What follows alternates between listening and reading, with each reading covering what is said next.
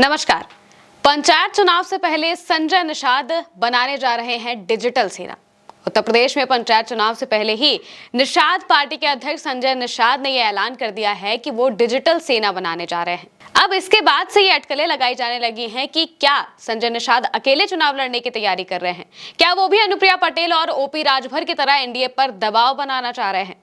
Digital सेना बनाने के पीछे संजय निषाद का मकसद क्या है, आज हम इसी पर बात करेंगे। दोस्तों, उत्तर प्रदेश में 2027 में विधानसभा चुनाव होने हैं, लेकिन उससे पहले पंचायत चुनाव होंगे। और पंचायत चुनाव सभी पार्टियों के लिए एक सेमीफाइनल की तरह है, जिसमें वो ये देख सकते हैं कि उनकी पार्टी किस जगहों पर कितनी ज्यादा मजबूत है। ये देखने के लिए उनके पास सबसे अच्छा तरीका है कि वो पंचायत चुनाव में खुद चुनाव लड़े, ना कि किसी और पार्टी के गठबंधन से चुनाव लड़े।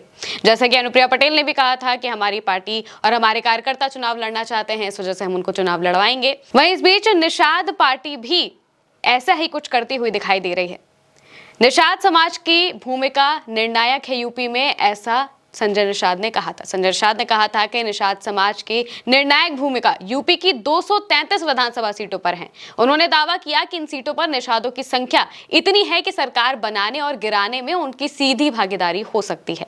उन्होंने पार्टी संगठन को मजबूत करने के लिए डिजिटल सेना बनाने का इसी दौरान ऐलान कर दिया। उन्होंने कहा कि अब वक्त डिजिटल युग का है। जैसे बसपा ने भीम सेना बनाई और सपा ने मुलायम यूथ ब्रिगेड, वैसे ही निषाद पार्टी भी अब डिजिटल सेना बनाएगी। उन्होंने कहा कि बीजेपी और पीएम मोदी ने ये साबित किया है कि तकनीक के जरिए पारदर्शिता लाई जा सकती है और योजनाओं का लाभ सीधे जरूरतमंदों तक पहुंचाया जा सकता है।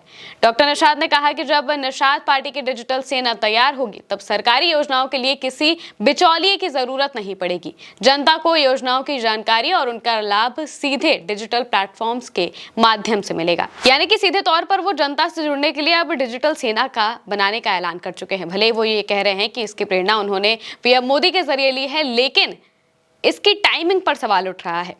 पंचायत चुनाव जल्द ही हैं और इसको लेकर उत्तर प्रदेश में वैसे ही काफी सियासी उठापटक मची हुई है। एनडीए के दल हैं, वो बार बार बयानबाजी कर रहे हैं। ओम प्रकाश राजभर हो चाहे अनुप्रिया पटेल हो, बार बार वो सीटों को लेकर या फिर पंचायत चुनाव को लेकर बयानबाजी करते हुए सुनाई दे रहे हैं। लेकिन इस बीच जब संजय निषाद ने डिजिटल सेना बनाने का ऐलान कर दिया, तो सबकी नजरें भी उनकी तरफ गई, ये देखने के लिए कि क्या संजय निषाद भी अब पंचायत चुनाव में अकेले उतरेंगे। क्या वो भी एनडीए को आंख दिखाना शुरू कर चुके हैं? क्या वो भी एनडीए पर अब इस बात को लेकर दबाव बनाना चाहते हैं कि उन्हें उनके मन मुताबिक सीट दी जाए? क्योंकि उन्होंने सीधे तौर से कहा कि 233 ऐसी उत्तर प्रदेश की विधानसभा सीटें हैं जहां पर निषाद समाज निर्णायक भूमिका में है। अब जाहिर तौर पर अगर वो इतनी बड़ी भूमिका निषाद समाज की 233 सीटों पर बता रहे हैं, तो इसका मतलब है कि वो अच्छी खासी सीटों की मांग कर सकते हैं और उन्हें जो सीटें चाहिए वो जाहिर तौर से एनडीए देगा नहीं।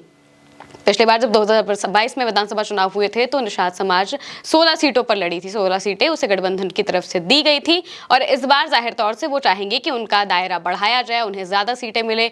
20-25 सीटों की मांग वो कर सकते हैं। और इस बीच उन्होंने ये बयान दे दिया कि हम 233 सीटों पर मजबूत है, निषाद समाज मजबूत है, निषाद पार्टी मजबूत है। तो हो सकता है कि वो भी अब ये दबाव बनाना शुरू कर चुके हैं कि हमारी तरफ भी ध्यान दिया जाए। और पंचायत चुनाव नजदीक है, इस वजह से एनडीए पर भी अलग अलग दलों, अलग अलग गुटों की तरफ से इस तरह की बयानबाजी सामने को आ रही है। अब एनडीए और बीजेपी इससे कैसे निपटेंगी, क्या की बातें सच साबित होंगी, आने वाले वक्त में ही हमें पता चलेगा। फिलहाल आप इस पूरी खबर को लेकर क्या सोचते हैं, हमें कमेंट करके जरूर बताइएगा। मैं हूं महिमा और आप देखते रहिए भारत एक सोच।